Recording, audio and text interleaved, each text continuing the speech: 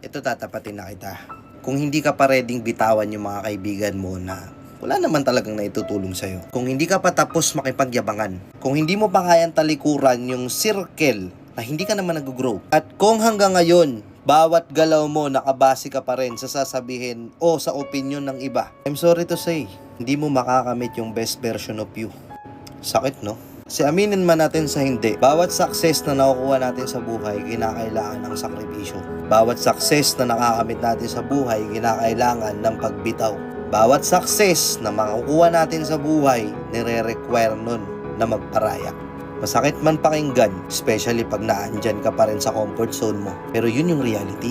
Hindi kita pinagagalitan. Sinasabi ko lang sa'yo kung ano yung totoo. Hanggat hindi mo kayang umalis sa comfort zone mo, hanggat hindi mo kayang bitawan yung mga tao na alam mo sa sarili mo puro yabangan lang naman yung nasa circle nyo. Yung tipong mga circle na wala namang natuturo sa'yo o wala kang natututunan para mag-grow ka. I'm sorry to say, hindi ka mag-grow.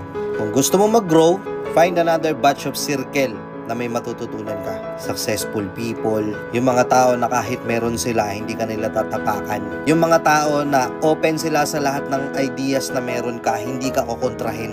Yung mga tao na nakikita nila kung ano yung vision mo sa sarili mo.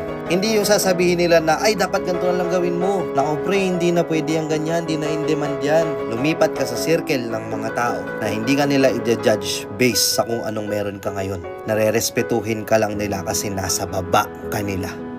Nakuha mo?